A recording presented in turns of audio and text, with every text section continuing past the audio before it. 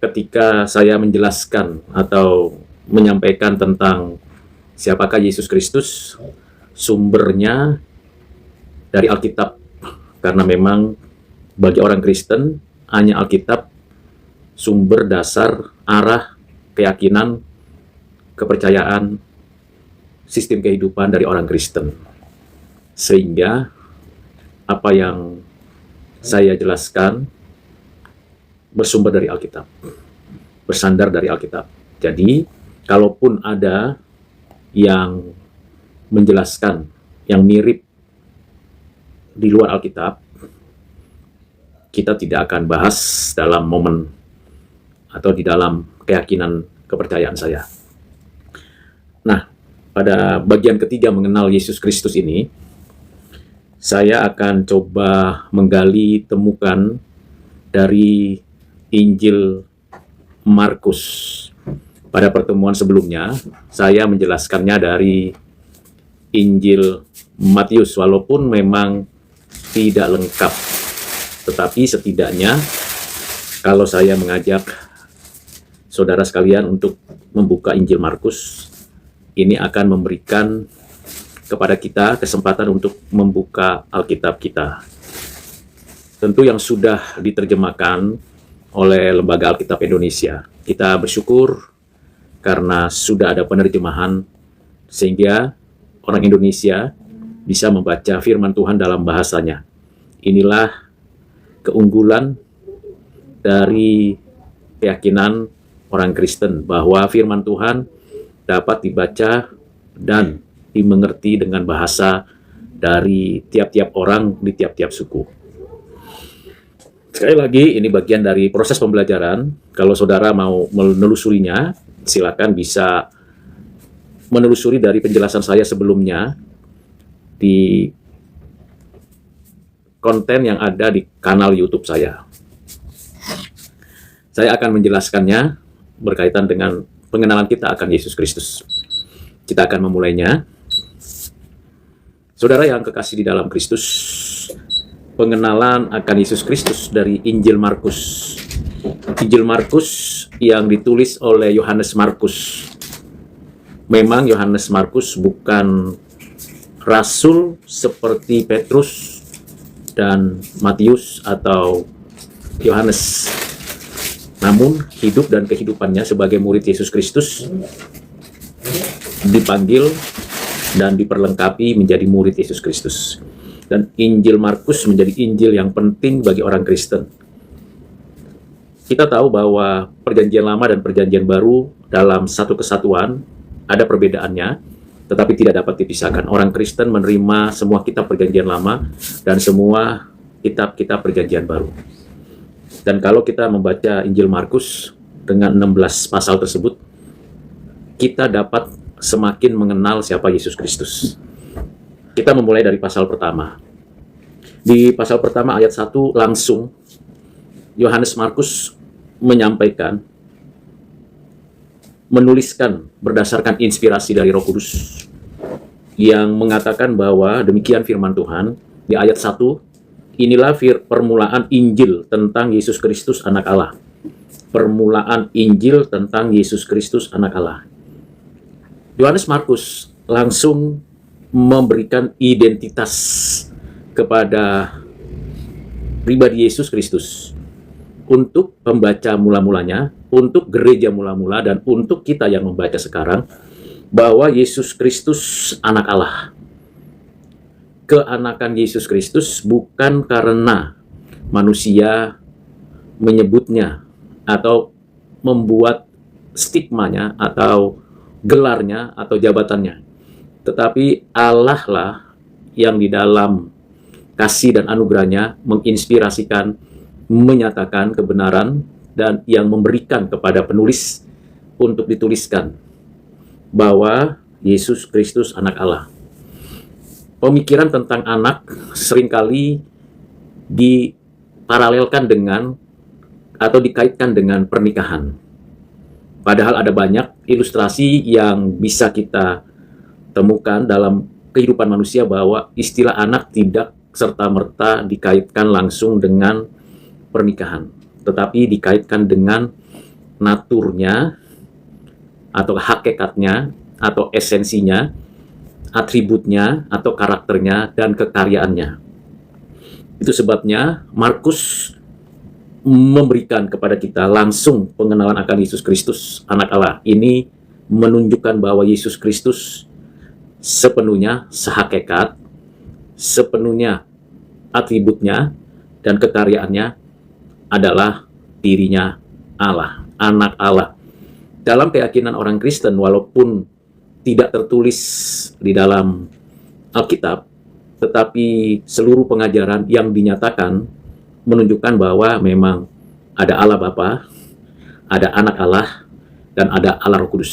Ketiganya pribadi, satu hakikat, esensi, keberadaan, atributnya, dan juga segala kekaryaannya dalam satu kesatuan, esa adanya. Nah, di sini Markus memberikan langsung pernyataan yang sangat penting di ayat 2-nya. Ia mengutip dari kitab Nabi Yesaya. Lihatlah, aku menyuruh utusanku mendahului engkau, ia akan mempersiapkan jalan bagimu. Ada suara orang yang berseru-seru dengan di padang gurun, persiapkanlah jalan untuk Tuhan, luruskan jalan baginya. Di sini Markus menunjukkan atau menyatakan berkaitan dengan Yohanes Pembaptis. Tetapi di sini juga dikatakan bahwa Yesus itu akan dinyatakan dan hadir dalam sejarah manusia. Ini sangat penting, sangat perlu. Jadi Anak Allah hadir dalam sejarah manusia. Kehadirannya didahului kelahiran seorang anak manusia yang bernama Yohanes Pembaptis, anak dari Zakaria dan Elizabeth. Lalu, kalau kita langsung perhatikan, Markus langsung menuliskan keberadaan Yesus yang dibaptis. Markus tidak menulis silsilah keberadaan Yesus yang inkarnasi menjadi manusia. Tidak menulis masa kelahirannya, masa kanak-kanaknya, dan langsung menulis tentang Yesus dibaptis oleh Yohanes Pembaptis. Di dalam pasal 1 ayat 11, lagi-lagi Markus menekankan tentang engkaulah anakku yang kukasih, kepadamu aku berkenan. Jadi dua kali Markus menuliskan tentang siapa Yesus, yaitu Anak Allah.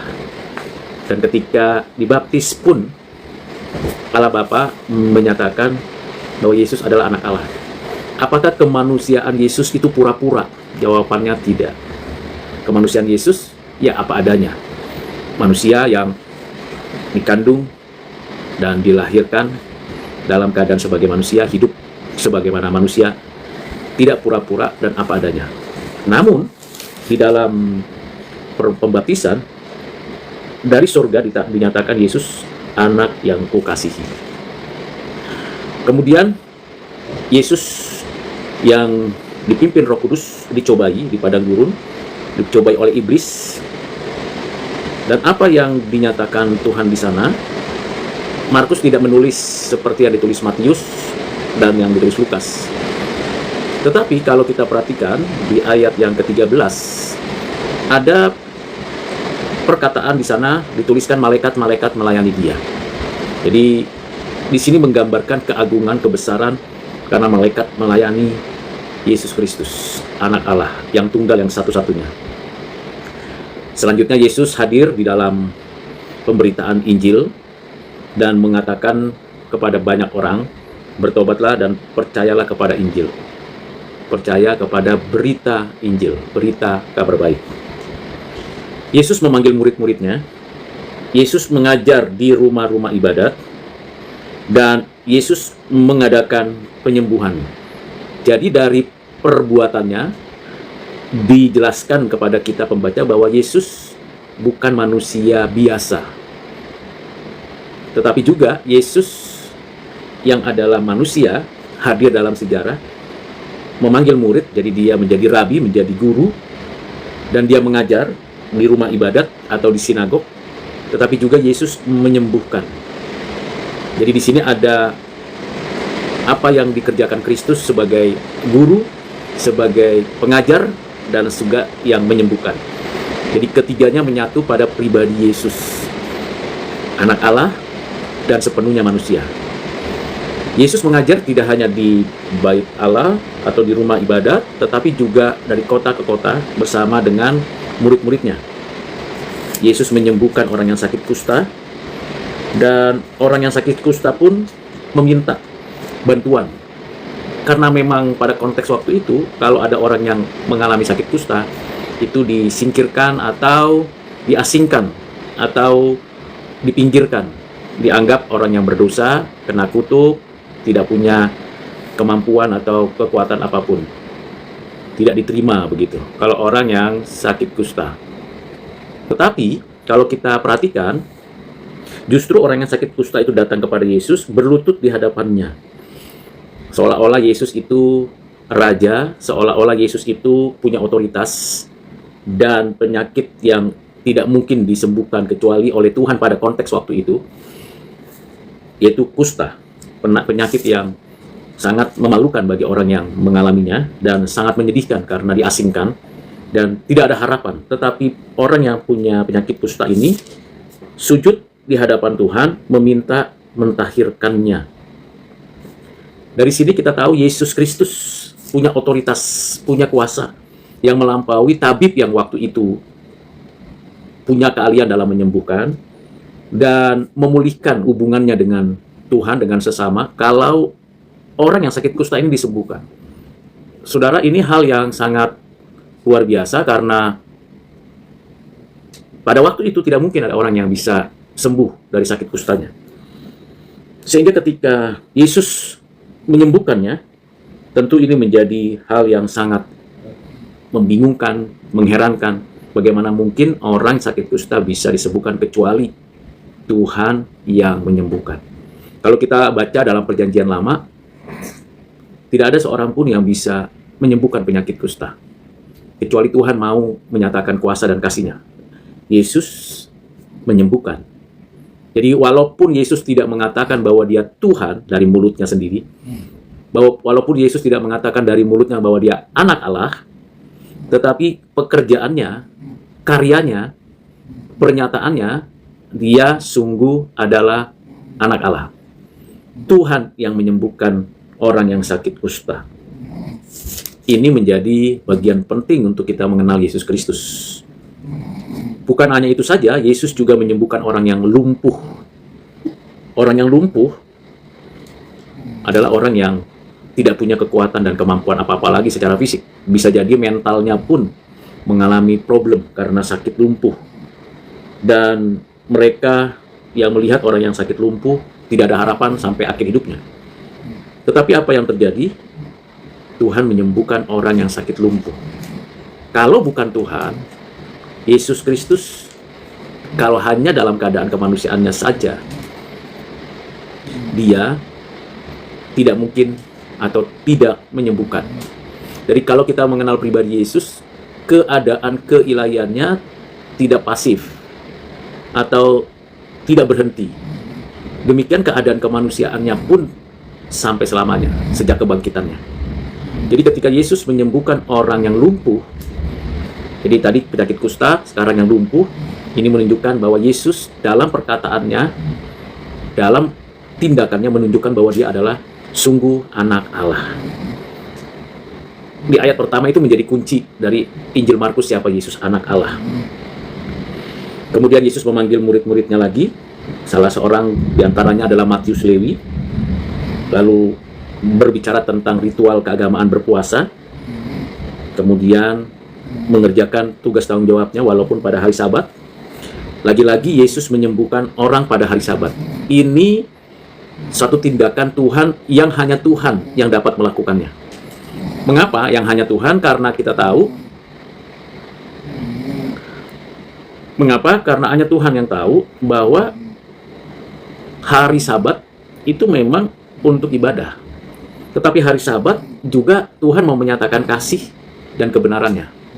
Jadi pada hari Sabat justru Tuhan menyatakan kuasanya, karena tidak ada seorang pun yang punya otoritas, yang punya kuasa dapat menyembuhkan orang pada hari Sabat karena takut melanggar aturan, karena khawatir tidak hidup di dalam aturan hukum keagamaan. Tetapi Yesus yang adalah Tuhan atas hari Sabat Dia menyatakan kuasanya dan menyembuhkan pada hari Sabat.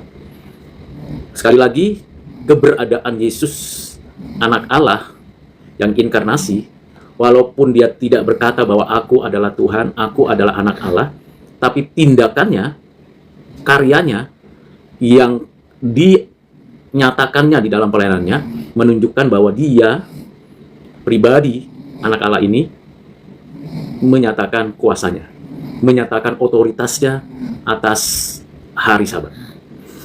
Lalu kemudian Yesus memanggil murid-muridnya, dan di pasal 3 jelas sekali dijelaskan bahwa Yesus bukan melakukan itu dengan kekuatan kuasa kegelapan. Karena tidak mungkin, memang ada tingkatan dari kuasa kegelapan, tetapi Yesus tidak mungkin mengusir dengan kuasa kegelapan, tapi Yesus mengusir iblis yang menjadi kepala daripada kuasa kegelapan.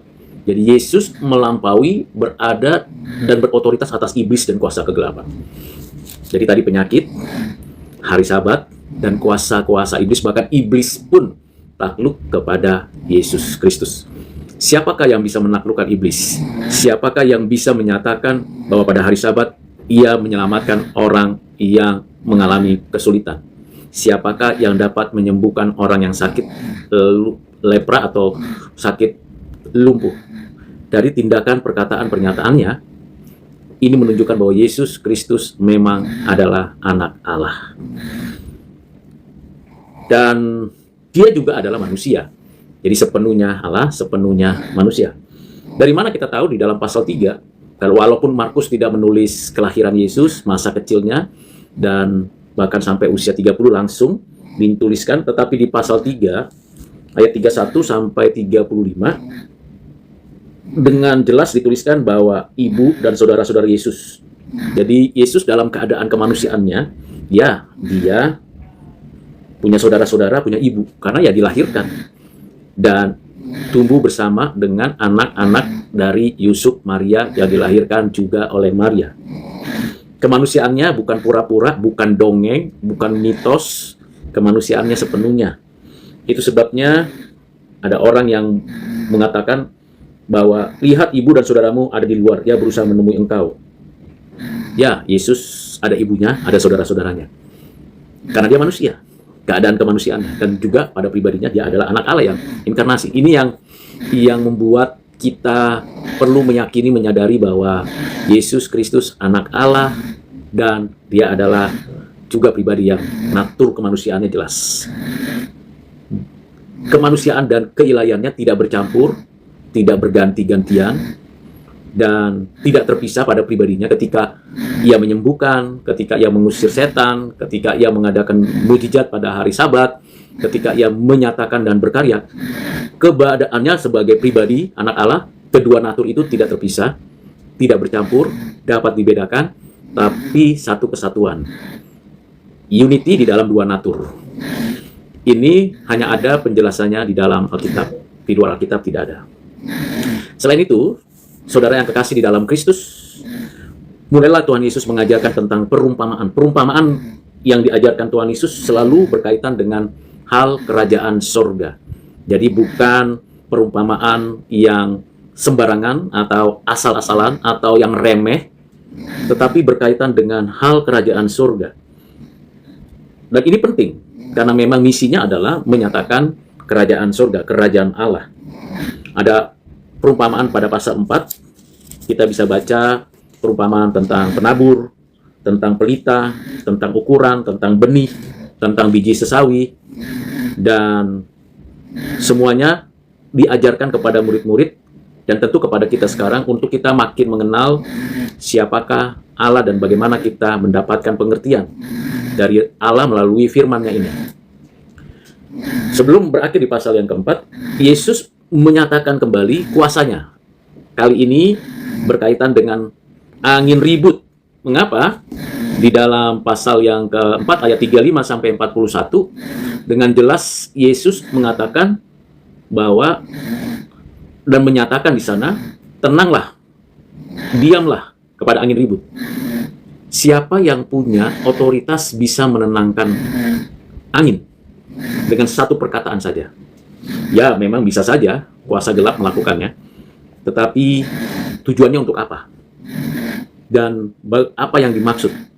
Jadi selalu diingatkan bahwa ketika Tuhan menyatakan kuasanya, ketika Tuhan menyatakan kebenarannya, selalu tujuannya adalah membawa orang kembali kepada Tuhan Allah dan hidup di dalam kehidupan yang benar, yang kudus. Dan apa yang terjadi? Angin ribut itu tenang. Perahu yang dipakai oleh murid-muridnya untuk menyeberang juga bisa berjalan dengan baik. Di pasal 5, lagi-lagi dituliskan Yesus mengusir roh jahat. Yesus mengusir roh jahat.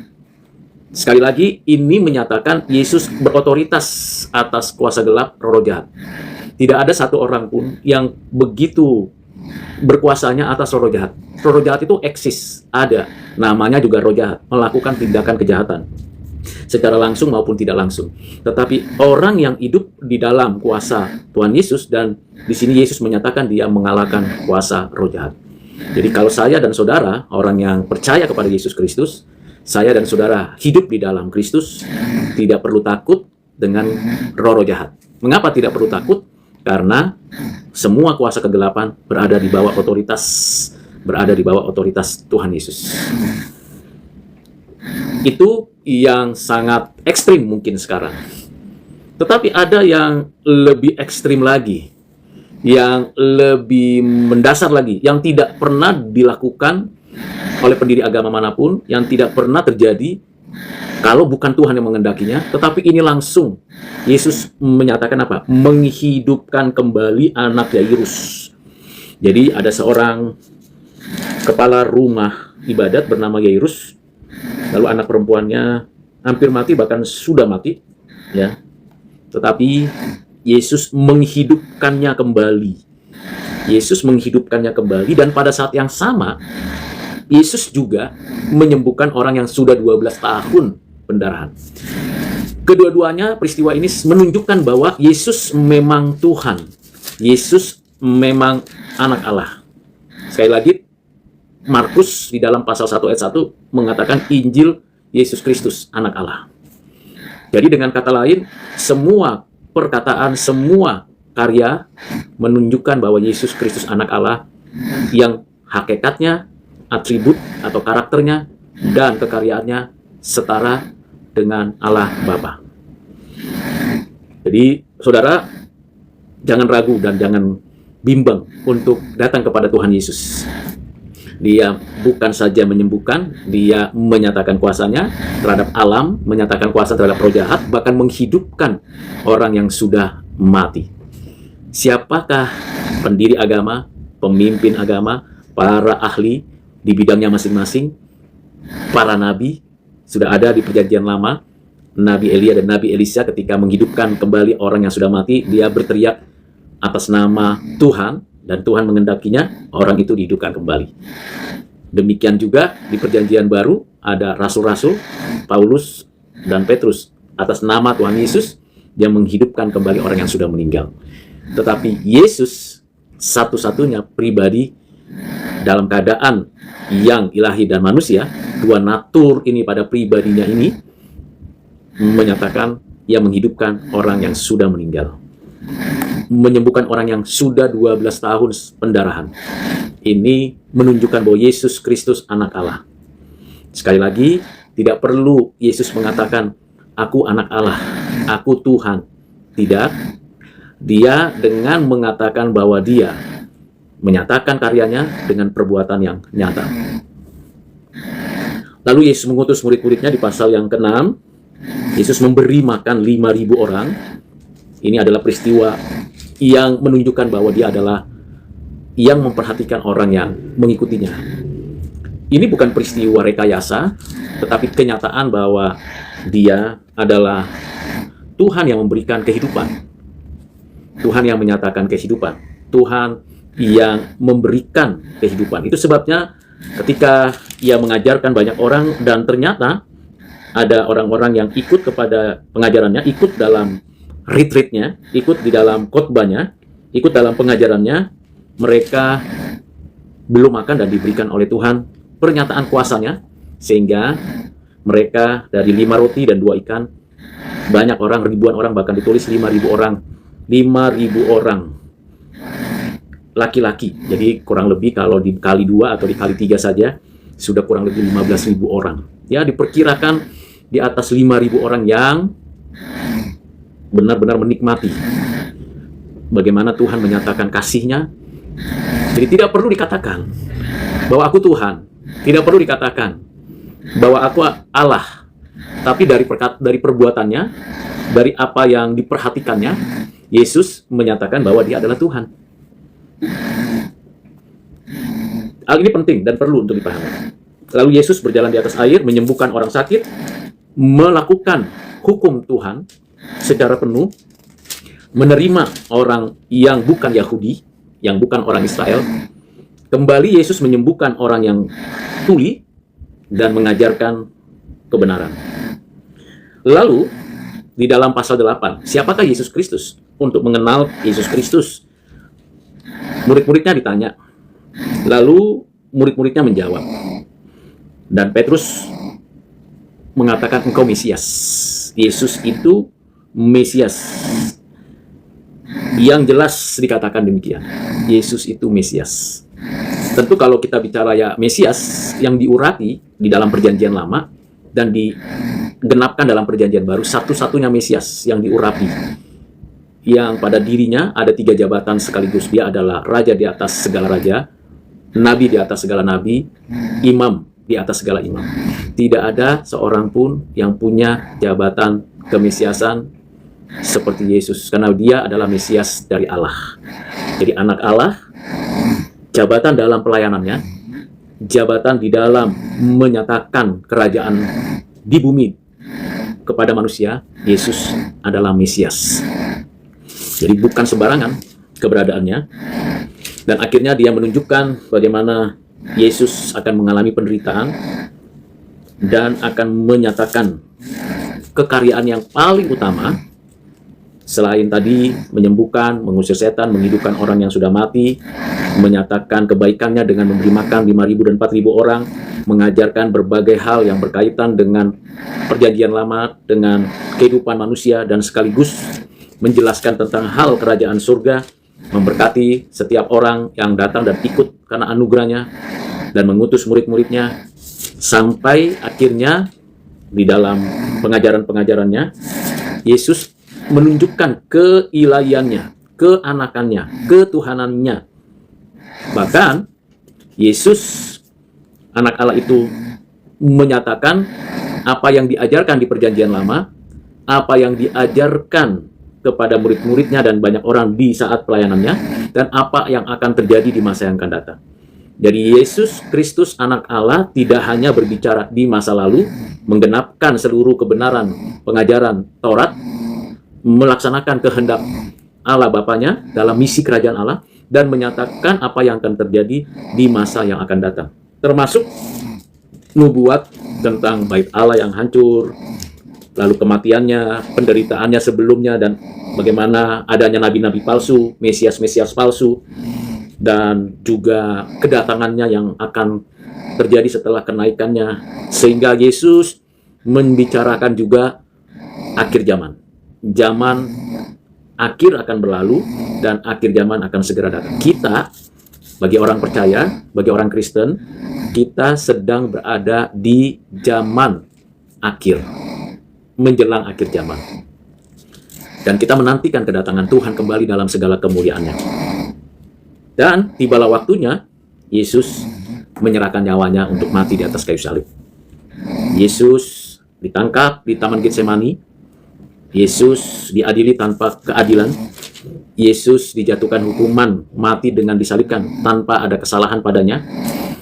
Yesus ditinggalkan oleh orang-orang yang dilayaninya.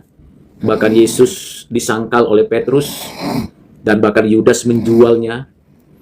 Yesus tetap melaksanakan misinya, yaitu menyerahkan nyawanya di atas kayu salib. Dan Yesus menanggung semuanya itu untuk menebus umatnya, karena Dia anak Allah yang inkarnasi untuk menebus umatnya. Dia mati di atas kayu salib, kematiannya konkret. Jadi kisah Yesus di atas kayu salib itu tidak berhenti di sana. Dimulai dari inkarnasi, kelahiran, dan ada catatannya, ada penulisannya, ada penelusurannya, bukan dongeng, bukan mitos, bukan cerita isapan jempol, bukan halusinasi, tapi memang fakta historis yang dijelaskan dan dituliskan. Yang menjadi penting, tidak berhenti kematian karena Yesus pada hari yang ketiga bangkit dari kematian. Kalau bangkit, beda dengan yang dihidupkan. Karena yang dihidupkan Yesus, yang dihidupkan oleh nabi-nabi, dan yang dihidupkan oleh rasul-rasul itu mati kembali. Tubuhnya terpisah kembali dengan jiwanya atau rohnya. Tetapi Yesus Kristus, anak Allah yang inkarnasi, yang menyerahkan nyawanya, mati, dikuburkan, dan ia bangkit. Itu adalah yang sulung. Jadi belum pernah ada pendiri agama, pendiri budaya, para pemimpin, para raja, para imam, para nabi yang telah bangkit dari kematian. Belum pernah ada dan tidak akan pernah ada. Satu-satunya yang bangkit dari kematian hanya Yesus Kristus. Tentu tidak langsung dia naik. Untuk menyatakan keilahiannya, untuk menyatakan kemanusiaan yang sudah bangkit itu, sungguh ia menyatakan dirinya 40 hari. Jadi Yesus 40 hari itu menyatakan dirinya bahwa kebangkitan itu konkret. Di sini pengajaran Saduki tertempelak karena orang-orang yang punya konsep seperti Saduki tidak meyakini ada kebangkitan. Di sini orang-orang Farisi terkagetkan karena memang Mesias akan mengalahkan kematian. Dan terbukti ada Yesus. Sangat luar biasa kehidupan yang ditampilkan, dinyatakan oleh Tuhan Yesus dalam kebangkitannya. Yesus bangkit, apakah ada saksinya? Selain 11 muridnya yang adalah rasul, juga orang-orang yang menjadi saksinya, 500 saksi. Lebih dari cukup, tidak 1 hari, tetapi selama 40 hari, dia datang, dia menyatakan kuasanya, menyatakan kebangkitannya, dan mengajarkan lagi tentang hidup dan kerajaan kehidupan, kerajaan kekal.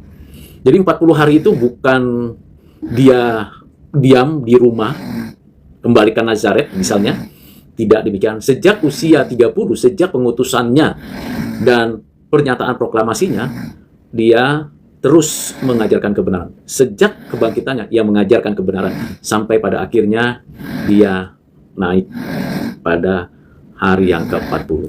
Hari setelah 40 hari setelah kebangkitan. Saudara, itulah kisah Yesus di dalam kitab Perjanjian Baru yang ditulis oleh Markus. Apa yang perlu direfleksikan dari kisah tersebut? Yang pertama, apa yang ditulis tentang siapakah Yesus anak Allah dibuktikan, dinyatakan melalui perbuatannya. Jadi tidak hanya sekedar mengatakan Yesus itu anak Allah, Yesus itu Tuhan, tetapi dibuktikan. Dan tidak ada seorang pun manusia yang seperti Yesus. Hanya mungkin bisa dilakukan kalau dia adalah anak Allah. Yang kedua, mengenal Yesus berarti mengenal keberadaannya itu dalam sejarah. Artinya, Yesus kehadirannya bukan mitos, bukan cerita, bukan dongeng, bukan menurut orang, tapi memang nyata ada di dalam sejarah. Ada bukti dokumennya, ada pembuktian bukti saksi-saksinya, dan dituliskan. Jadi dituliskannya bukan 300-400 tahun setelah hidupnya Yesus, tidak. Pada waktu itu pun sudah dinyatakan, diajarkan, dijelaskan dari satu tempat ke tempat lain dan dituliskan. Kira-kira penulisannya, kurun waktunya dari peristiwa 3,5 tahun itu, kebangkitan Yesus dan turunnya Roh Kudus, sampai dengan penulisan pertama tentang kehadiran pribadi Yesus Kristus, diperkirakan antara 15 sampai 20 tahun. Diperkirakan di situ. Jadi masih fresh, masih ingat betul. Kalau bisa saya ilustrasikan, saya masih ingat betul kira-kira tahun 2005 apa yang terjadi. Siapa yang saya jumpai, dan apa hal penting yang saya lakukan dan saya hadapi. Dan bagaimana peristiwa itu terjadi. Sedemikian ingatnya, dan kalau dihadirkan saksi-saksinya masih hidup sampai sekarang. Itu kalau berkaitan dengan saya pada waktu itu. Padahal sudah distraktnya sudah banyak. Dengan berbagai kegiatan, aktivitas yang begitu banyak dan begitu banyak ragam kegiatan. Tetapi kalau kita bandingkan dengan murid-murid Yesus, kira-kira antara 15 sampai 20 tahun setelah peristiwa kenaikan Yesus, kita bisa lihat bahwa orisinalitas daripada berita tentang Yesus Kristus dan penulisannya itu dapat dipertanggungjawabkan. Dan bahkan kalau di dalam pengajaran para rasul, kalau kita membaca di dalam Kisah Para Rasul pasal 2, pasal 4, kita akan mengetahui bahwa dalam masa kehidupannya para rasul, baik di Yerusalem maupun di Asia Kecil, Asia Besar, bahkan dalam misi pelayanannya keluar, para rasul sebagai saksi hidup memberitakan, mengajarkan kepada gereja, kepada jemaat, kepada penilik, kepada penatua tentang Yesus Kristus, Anak Allah yang menyatakan kuasanya. Ini adalah pengenalan pribadi Yesus Kristus. Jadi, bagi saudara yang masih ragu, bagi saudara yang belum memiliki keyakinan kepada Yesus Kristus, ambil waktu, ada kesempatan untuk datang kepada Tuhan Yesus. Jangan ragukan, jangan jadikan Yesus Kristus hanya penyembuh. Jangan jadikan Yesus Kristus hanya kalau dibutuhkan. Yesus Kristus pada dirinya adalah Anak Allah, Dia pencipta, pemelihara, penebus. Kita adalah ciptaannya, dan bagi yang percaya, Dia adalah Tuhan, karena kita adalah orang yang menerima janji keselamatan, hidup kekal dari Tuhan, dan Dia adalah Juru Selamat yang menebus. Kalau saudara yang mendengarkan dan mendapatkan pengertian ini, datanglah kepada Tuhan Yesus. Dan terimalah Tuhan Yesus sebagai Tuhan dan Juru Selamat. Karena Dia satu-satunya yang menjadi pengantara Anak Allah. Tidak ada yang lain. Tidak ada yang lain. Nabi-nabi banyak diutus, rasul-rasul sudah diutus, dan para misionaris sudah diutus, tetapi hanya satu Tuhan, satu Juru Selamat, satu Mesias, satu pengantara, yaitu Yesus Kristus. Maukah saudara mengenal Yesus Kristus? Tentu ini hal yang perlu kita terima. Mengapa ada banyak orang punya pemikiran bahwa Yesus itu punya roh yang banyak gitu? Tidak. Ya, satu pribadi dengan dua natur. Apakah Yesus menerima perbuatan baik kita? Tentu kita harus membedakan, saudara. Ada perbuatan baik untuk menahan keberdosaan, dan ada perbuatan baik karena kita sudah hidup di dalam keselamatan yang dianugerahkan oleh Yesus Kristus melalui karyanya yang dianugerahkan Allah Bapa yang dikerjakan Roh Kudus. Jadi kalau kita bandingkan kedua kebaikan ini, yang satu kebaikan di luar orang yang belum percaya. Jadi orang yang belum percaya, orang yang belum Kristen, orang yang belum sungguh-sungguh percaya, berbuat baik itu baik karena perbuatan baiknya menahan keberdosaan. Menahan keberdosaan karena ada aturan hukum, aturan budaya, ada satu kekuatan untuk bisa hidup baik. Nah, ini untuk menahan, tidak akan pernah menyelamatkan, tidak akan pernah menebus, tidak akan pernah membawa kita melepaskan diri dari murka Allah karena keberdosaan kita. Silakan terus berbuat baik, karena Tuhan beranugerah secara umum untuk manusia berbuat baik agar tidak tambah-tambah orang yang berbuat dosa. Tetapi untuk orang yang percaya,